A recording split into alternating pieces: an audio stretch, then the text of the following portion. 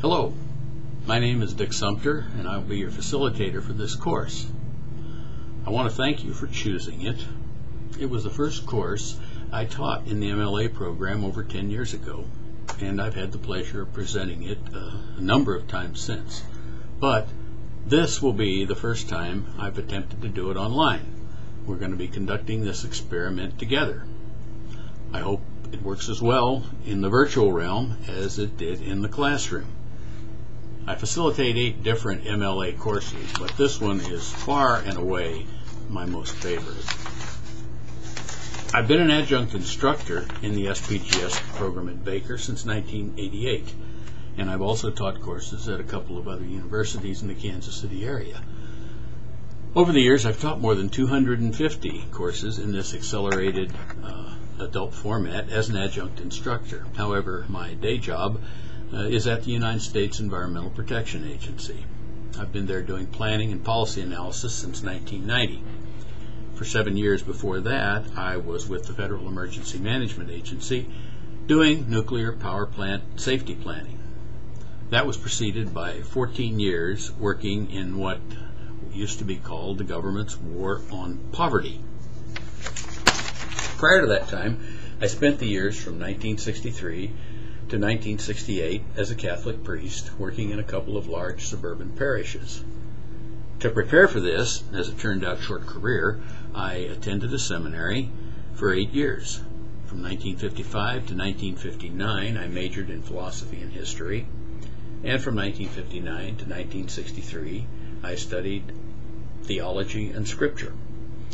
Some would question the cost-benefit ratio of a 5-year career that took 8 years to prepare for. I left the priesthood in 1968 and went to work for the federal government. In 1976, I received a bachelor's degree in public administration, and in 1979, I competed for a fellowship and went to Harvard University, where I received a master's degree in 1980. So that's my academic and work background. And now I want to tell you why I really love this course. In spite of the fact that I spent 8 years in the seminary, about 300 semester hours, and then earned a Bachelor in Public Administration and a Master's in Public Administration, I don't think my education truly began until I encountered the work of Joseph Campbell in 1988. My first introduction to him was through the PBS series, The Power of Myth, with Bill Moyers, and we'll be viewing that during this course. There's also a book by the same name, which roughly follows the video series. After viewing the series and reading his books, I finally began to develop an integrated sense of what education meant and a framework that was, for me, integral. By that, I mean Campbell showed me how to integrate most of reality into some kind of an understandable whole. That's a big mouthful, and it's no small thing. But I really feel that it was with him that things began to come together. None of my prior studies of philosophy or theology or scripture gave me the insights and understanding that Campbell did. I think it was partly due to the fact that he had a worldview that made sense to me, but also I think I had finally arrived in my life at that teachable moment. I now wanted to get answers to questions that previously had not even engaged me. When you're a 19-year-old studying Aristotle, Aquinas, Kant, Schopenhauer, not only is it difficult to understand the answers they provide, I couldn't even figure out why anyone would want to ask those questions. But now most of it makes sense. So if this course seems at times obscure or less than relevant, it may be that you're not at that place in your life yet. If that's the case, I would nevertheless ask you to persevere in the hope that at some time in the future, things will come together for you.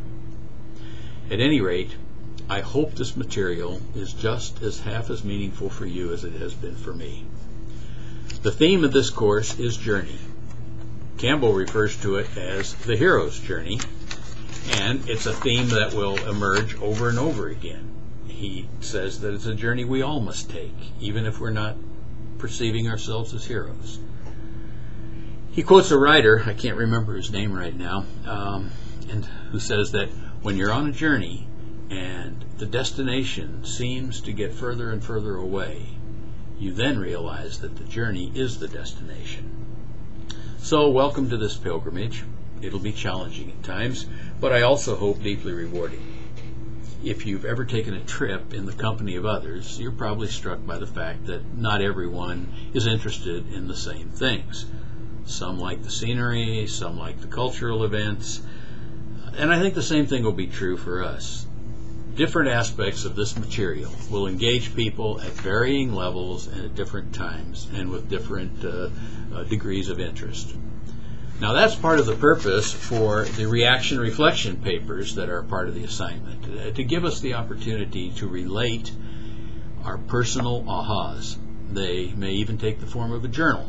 It's interesting that the root word for journey and journal is the same.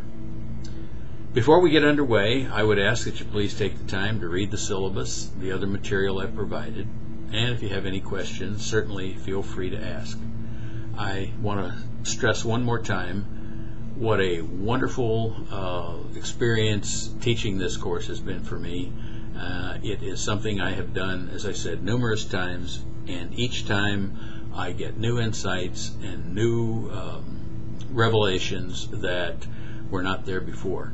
I hope sincerely that this will put you on the road to some lifelong inquiry in the field of the power of myth.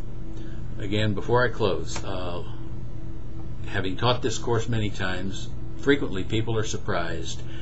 They expect it to be a course in which we spend a lot of time exploring the actual stories, the myths themselves.